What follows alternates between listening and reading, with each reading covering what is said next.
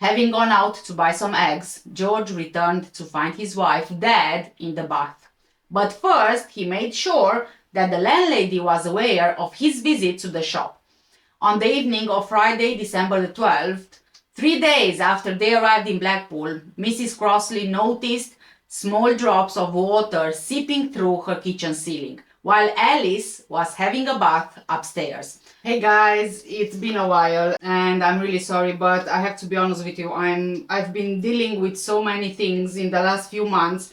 It's just I don't know how to deal with them, if I'm honest with you. But anyway, today I have another true crime case for you, and I'm just going to start with a random opening here, so please just go with me, yeah? Now, I don't know if you know, but there is a film which is called The Brides in the Bath, which was produced for ITV. Now, I don't know if you've seen it. I think that this was released in 2003, but anyway, the film focuses on the trial of George Smith and how he met each of his wives. Now, in this film, Smith, he's married to his wife Edith. He usually goes away saying that he goes on business trips, and whilst he's away, he meets these rich women. He then marries them within a few weeks, takes insurance policies on their lives, and then drowns them in the bath. Then he goes back to his wife Edith with the insurance money, sometimes even bringing his latest victim's stuff to his wife Edith as gifts. Later on, it's discovered that his marriage to Edith is actually bigamous. All in all, this man, he had 8 wives, most of whom he left after he stole all of their possessions. So now, today's case will be about the real-life Brides in the Bath case, which inspired this film, the film that I mentioned. So I think that we should just start at the beginning. Hopefully I didn't kind of, put you off from watching the rest of this. So we'll start with the killer. George Joseph Smith was born in Bethnal Green, London, in the UK, on 11th of January 1872. He was the son of an insurance agent, and when he was 9 years old, he was sent to a reformatory at Gravesend, Kent, which is basically just like you would have today, a youth detention center. He was later imprisoned for fraud and theft. In 1896, George was sentenced to 12 months in prison for persuading a woman to steal from her employers. Whatever they stole, George used the money to open a baker's shop in Leicester. George, he was a cold and heartless man. He was lazy, but he did have a special quality which enabled him to get just what he wanted. George had a way with the ladies, right? He wasn't handsome like, you would say that he was. And he was just so arrogant that he would frustrate any man he would meet. Whilst the father of one of his brides described George's eyes as looking like a mad dog's, a woman whom he bigamously married and survived said that the power lay in his eyes. Another woman who met him said that when he looked at you, you had the feeling that you were being magnetized. They were little eyes that seemed to rob you of your will. So today I'm not gonna be doing my eyebrows with anything. I'll just leave them like that, and we'll see how the whole makeup look will turn out at the end. George was born in the late Victorian period, when successful men made a lot of money and whose daughters were wealthy and had everything that they wanted except sometimes for a husband. Large numbers of young men emigrating to the colonies left British women outnumbering men by more than 500,000 by 1910. The newspapers were actually full of stories about women who could just not find husbands. So in 1898, George, he married Caroline Beatrice Thornhill in Leicester. This would actually be his only legal marriage. Caroline was 18. She was a bootmaker who believed that she was marrying a prosperous businessman called George Love, who owned a bread shop. So before we carry on, just a piece of advice, guys. It might get a bit confusing because I'll be throwing out some names here, but I'm just gonna say it from the beginning that we are talking about the same individual. Hopefully, I'm gonna try my best not to keep it confusing, so hopefully it's going to be clear. So, okay, Caroline, she meets this prosperous businessman called George Love, who owns a bread shop, right? Sadly, when he went bankrupt, he got Caroline to work as a maidservant, getting her to steal her employer's jewelry and silver along the way. I don't know if this is the same woman that George persuaded to steal from her employers when he opened his bakery, but I mean, the story is quite similar, right? Caroline and George, they lived and they worked in London, then they moved to Brighton and Eastbourne. All went quite well between them until Caroline, convinced by her husband, she tried to pawn some of the stolen jewelry and she was arrested when the suspicious pawnbroker called the police. So Caroline, she went to prison for 1 year whilst her husband completely vanished. But Caroline, in the end, she got her revenge because when she was released, she saw her husband by chance one day and called the police. She testified against him and he was sentenced to 2 years in prison on January 1901. When he got released, his wife Caroline fled to Canada. I don't know why, maybe, she was scared of what he might do to her because in the end, let's face it, she turned on him. Mind you, they were still legally married, but it wasn't long for George to turn to his old tricks. He went back to his other wife, spent just enough time to clear out her savings, and he then left. So, just for less confusion, like I said, although he took many names, as you will find out later on, I will just refer to him as George throughout, just to make it, more clear. So, in June 1908, George married Florence Wilson. She was a widow from Worthing. Mind you, like I said, it's not like he's divorcing all of these women, right? So, just a month later, on 3rd of July, he left Florence, but of course, taking £30 from her, which would be the equivalent of £4,000. So he took this money from her savings account and from selling her belongings from their Camden Town residence in London. Not long after, literally not long after, on 30th of July in Bristol, George marries Edith Pegler, who replied to an ad for a housekeeper. George, he would disappear for months at a time, saying that he was going to another city to sell some antiques. Between his other marriages, George would always come back to Edith with money. In October 1909, again, George marries Sarah Freeman under the name of George Rose Smith. Just like with Florence Wilson, he left Sarah after clearing out her savings and selling her war bonds with a total take of £400. He then married Bessie Mundy and Alice Burnham, who is also referred by Alice Smith. In the summer of 1910, George was walking in Clifton, Bristol, when he meets Bessie Mundy, a plain but well-dressed young woman. Her late father was a bank manager and she had inherited from him £2,500, or the equivalent of £150,000 in today's money. In August 1910, George, 38 years old by then, married Bessie, who was in her mid-30s. Calling himself Henry Williams, a picture restorer from London, he married her at the registrar's office in Weymouth for the £2,500 that she inherited from her father when he passed away. But George, he couldn't get the money because they were in the hands of trustees. So he persuaded Bessie to give him £150 in cash. He then left her, accusing her of infecting him with venereal disease. He actually broke her heart, but all he was thinking about was the £2,500 inheritance.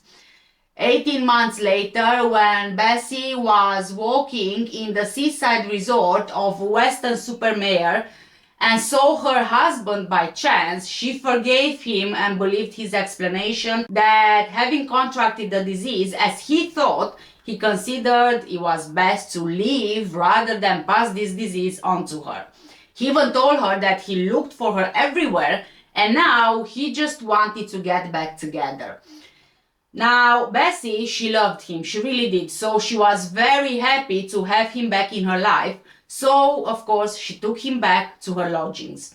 Then they left, and at George's suggestion, they drew up mutual wills where each would benefit in the event of the other's death. This would mean that George would inherit the £2,500 whilst his wife would get nothing, because George had nothing to leave in the will. Less than a week later, Bessie, she was dead. She drowned in her bath, apparently. In May 1912, they both had travelled to Herne Bay in Kent. He set himself up there as an art dealer and even had a brass plate mounted on the wall. He also bought a new bath for their home, which Bessie helped him choose. He visited an ironmonger and asked the price of a cast iron bath. He was told that this would cost £2. 2 days later, Bessie was sent by George to the shop with instructions to haggle for a 2-shilling discount. George then persuaded her that she was suffering epileptic fits about which she remembered nothing afterwards. In truth, Bessie had no history of fits, but on Friday, July the 12th, she agreed to be examined by their local doctor and she repeated the symptoms George described to her. The following morning, the doctor received a pencil-written note from George Smith. "Come at once," he read. "My wife is dead." When the doctor got there, he found Bessie, she was naked, still lying in the water, face up, partially submerged. Her husband said that he went out to buy some food and when he returned, he found her dead. She was buried in a pauper's grave and George Smith eventually managed to collect the £2,500 just as he planned. Now, if you don't know, a pauper's grave was actually a common grave, usually for poor people. So George now, he's wealthy all of a sudden, right? But despite his sudden wealth, very little was spent on Bessie's funeral. Even though he just got the money that he was after, George chose the cheapest coffin available and he refused to pay for a private plot, so Bessie, she had to be buried in the common grave. He then returned the bath, yes, to the ironmonger and got a refund. But even though he disposed of the evidence, unbeknown to him, Bessie was in fact holding a bar of soap in her right hand when she died, and the doctor noted that her fingers were still clamped tightly around it. This clue later proved crucial to securing George's conviction. Just over a year later, in November 1913, George marries 25-year-old Alice Burnham, or Smith, a pretty and young nurse. They met in Southsea in September 1913. Soon after, he persuaded her to make her will in his favor, of course. On their wedding day, on November the 4th, he took her to a doctor who certified that she was healthy enough to take out a £500 insurance policy on her life, with George the beneficiary. In December, he proposed that they go to Blackpool on a delayed honeymoon.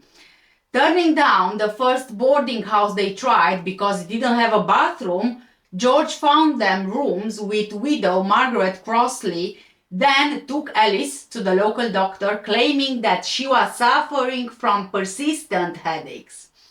And one day, having gone out to buy some eggs, George returned to find his wife dead in the bath. But first, he made sure that the landlady was aware of his visit to the shop. On the evening of Friday, December the 12th, 3 days after they arrived in Blackpool, Mrs. Crossley noticed small drops of water seeping through her kitchen ceiling, while Alice was having a bath upstairs. At that moment, George just appeared in the kitchen and struck up a conversation with Mrs. Crossley. Shortly after, he went upstairs to discover his wife dead. Once again, there were no signs of anything suspicious. The doctor got called but found nothing suspicious. The inquest jury decided that Alice drowned after she fainted.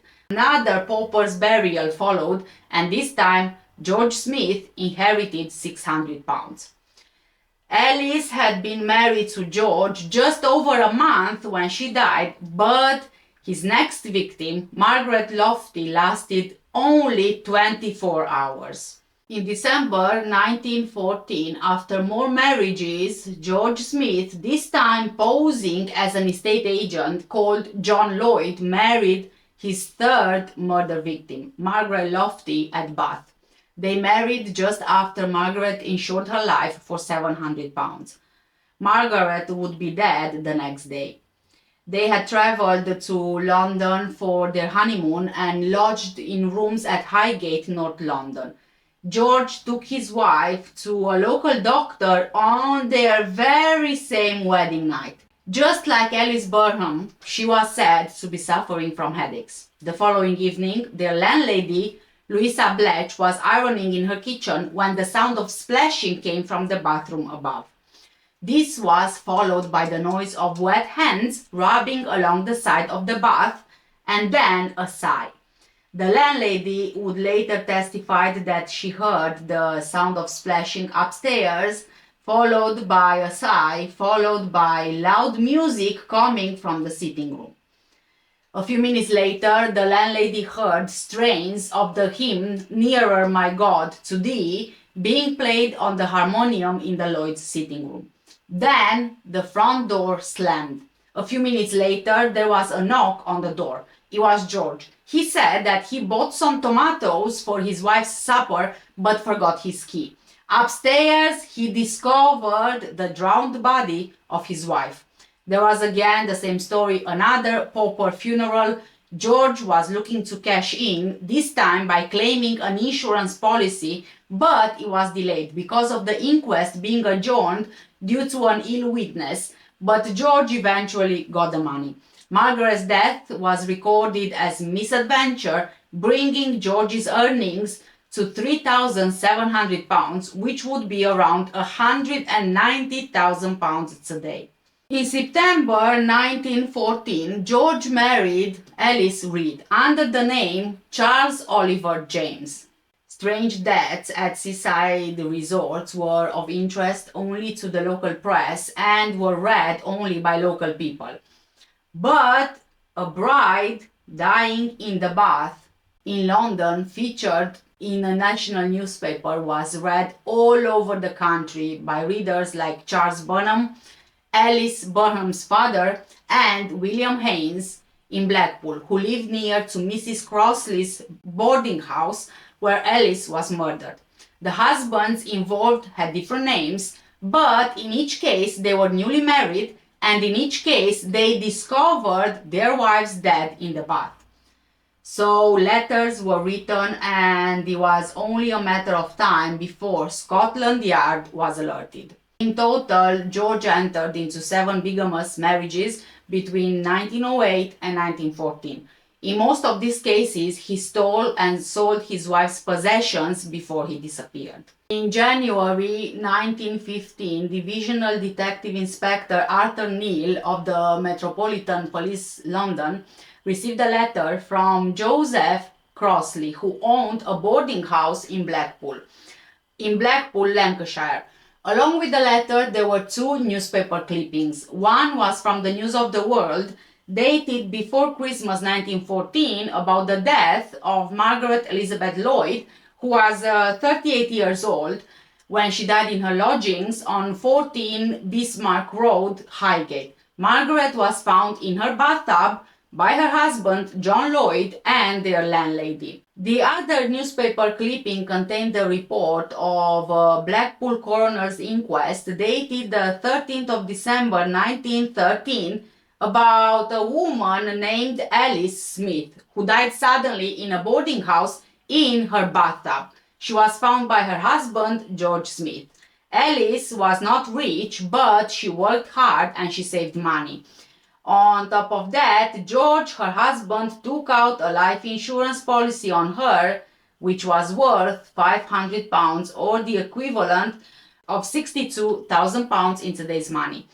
The letter, which was sent to the detective, dated the 3rd of January, was written by Joseph Crossley on behalf of his wife and Mr. Charles Burnham, who both expressed their suspicion on the striking similarity of the two incidents, and they urged the police to investigate the matter. So, Detective Neil visited 14 Bismarck Road, where the Lloyds stayed at, and found it hard to believe that an adult like Margaret could have drowned in such a small tub, especially since the tub was 3/4 full when Margaret was found.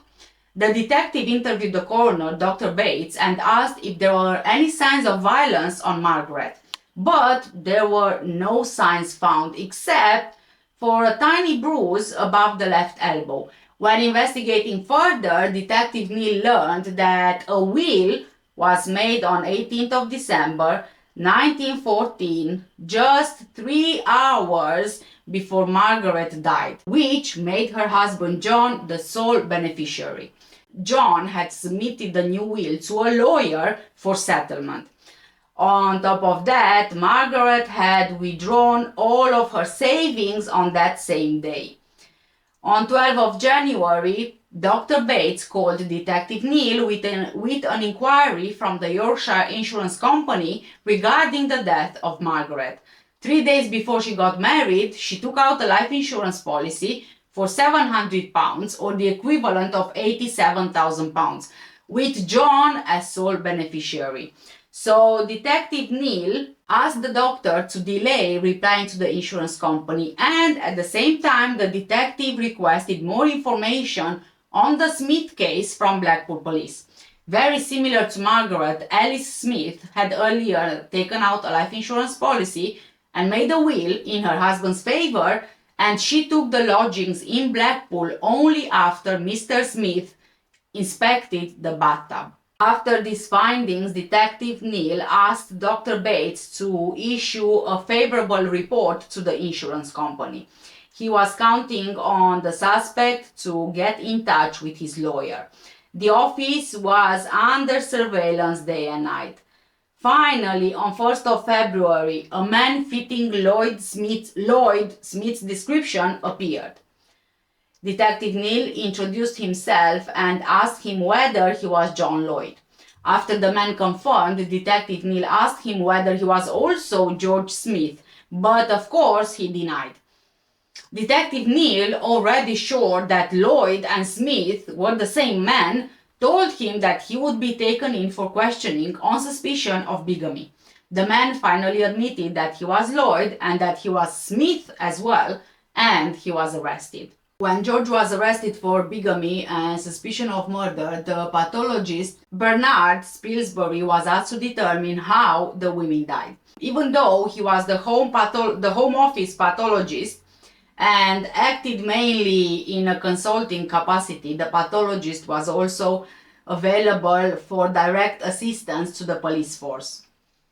Margaret Lloyd's body was exhumed, and Spilsbury's first task was to confirm if drowning was indeed the cause of death, and if it was, whether it was by accident or by force. The pathologist confirmed the tiny bruise on the elbow as noted before, as well as 2 microscopic marks. Even the evidence of drowning was not extensive. There were no signs of heart or circulatory disease, but the evidence suggested that death was almost instant, as if the victim died of a sudden stroke. Poison was also seen as a possibility, and Spilsbury ordered tests for poison. Lastly, he suggested to Detective Neil that they run some experiments in the same bathtub in which Margaret died. This was set up in the police station. With this investigation ongoing, newspaper reports about the brides in the baths began to appear.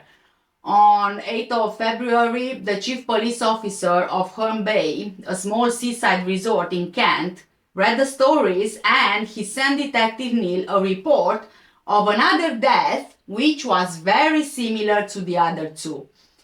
1 year before Alice's death, in Blackpool, someone called Henry Williams rented a house which had no bath on 80 High Street for him and for his wife, Beatrice Bessie Mundy, whom he married in Weymouth, Dorset in 1910. He then rented a bathtub just 7 weeks later, which I had no idea you can actually do, to rent a bathtub. But anyway, this Henry, he took his wife to a local GP, Dr. Frank French, due to an epileptic seizure, even though she was only complaining of headaches, for which the doctor prescribed some medication. On 12th of July 1912, Henry woke Dr. French saying that his wife was having another seizure. Dr. French checked on Beatrice and promised that he would come back the next afternoon. However, he was really surprised when, on the next morning, he was informed by Henry that his wife died of drowning.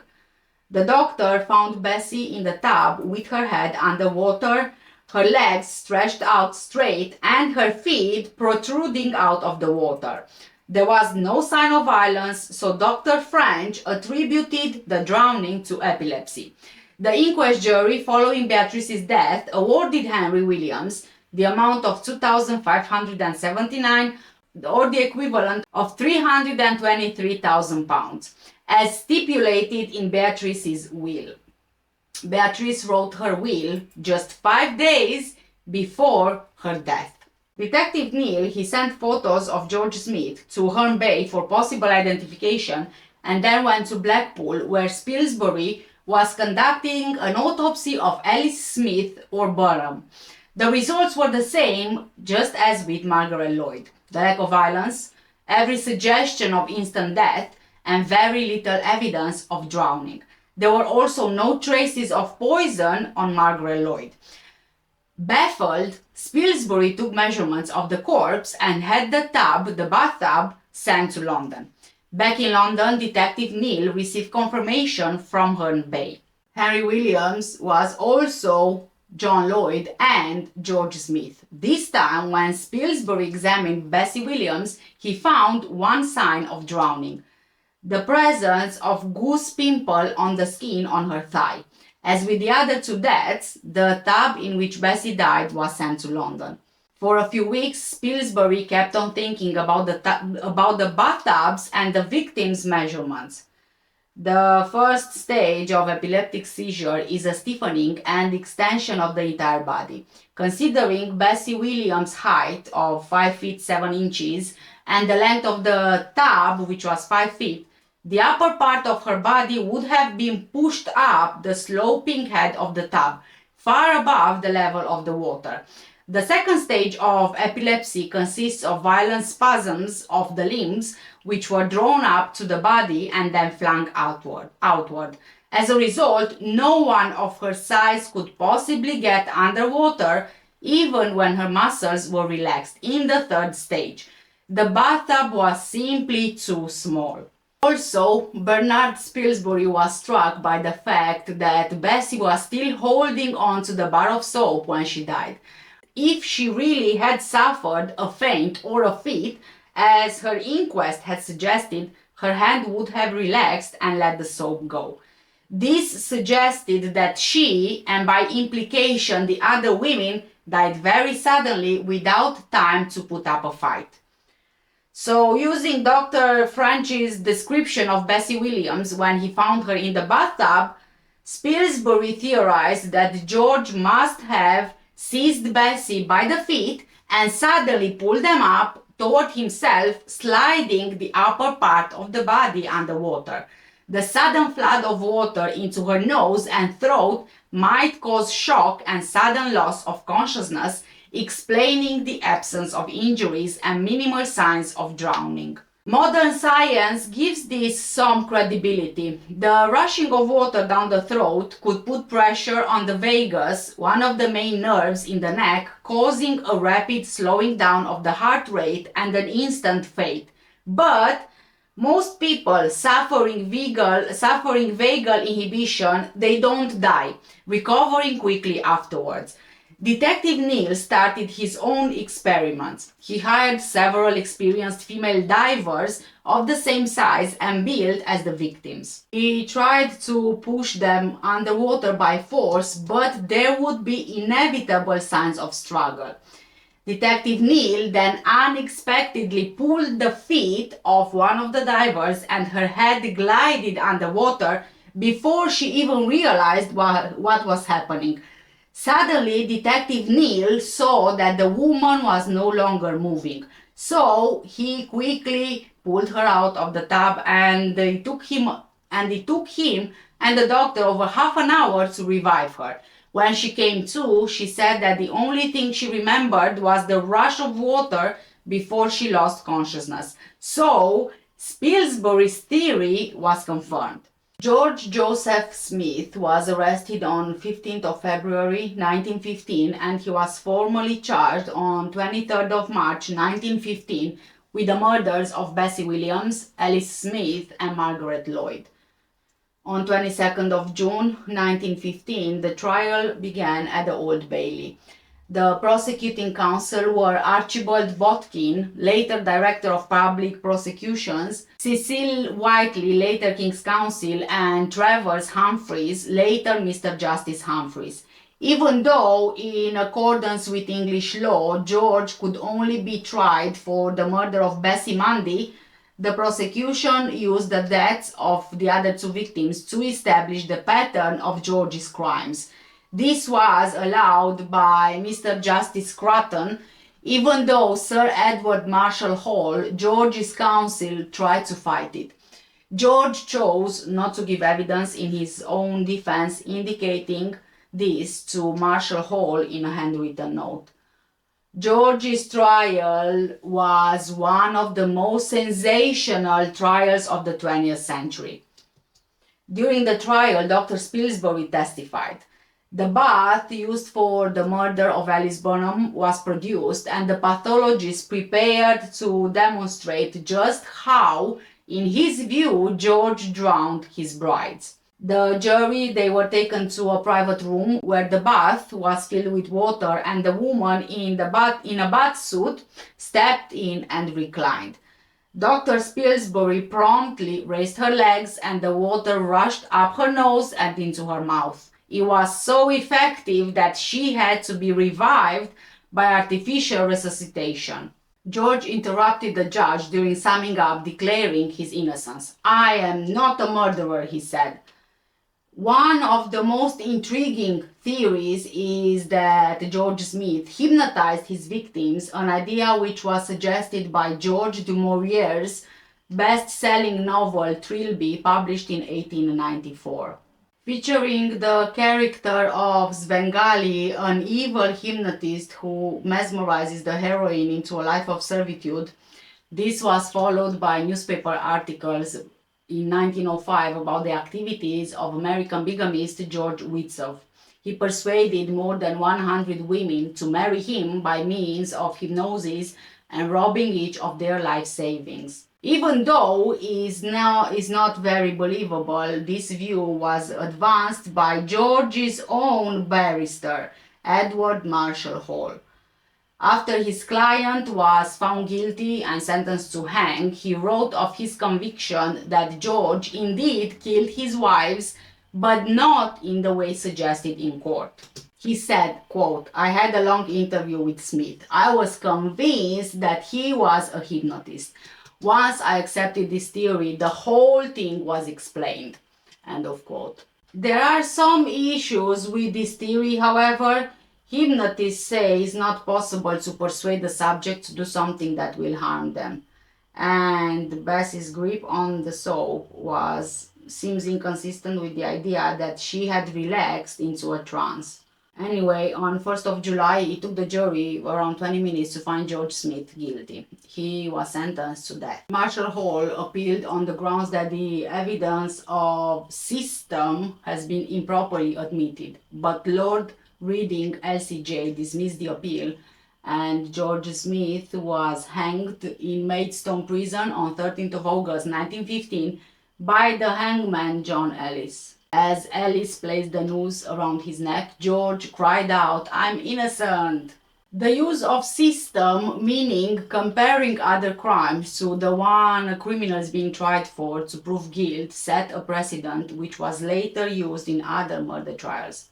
For example, the doctor and suspected serial killer John Botkin Adams was charged for the murder of Edith Alice Morrell, but the deaths of Gertrude Hewlett and her husband Jack were used in the committal hearing to prove the existence of a pattern.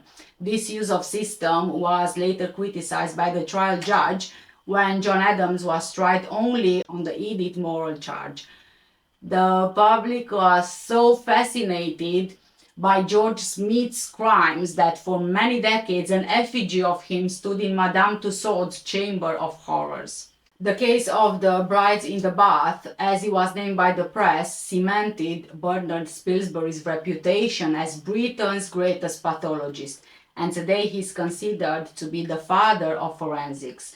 In 1934, Time magazine referred to Spilsbury the living successor to mythical Sherlock Holmes. Spilsbury was knighted in 1923 and for the remainder of his life was esteemed as one of the most distinguished figures in forensic medicine. Spilsbury wrote several articles for the Medical Legal and Criminological Review and the Transactions of the Medical Legal Society, which Spilsbury served as the president of from 1933 until 1947. Spilsbury sadly committed suicide in 1947 at the age of 70. His reputation, so positive in his lifetime, weakened in the eyes of history. He hated working with others on cases and was unlikely to ever change his opinion, even if facts later proved that he was wrong. Spilsbury's belief in his own perfection, combined with the public's trust in him, made him an impossible witness to overcome in the courtroom. His testimony allegedly helped convict some innocent men as well. Detective Inspector Arthur Neal became one of the most famous detectives at Scotland Yard in the early 20th century, joining a group of esteemed detectives known as the Big Five.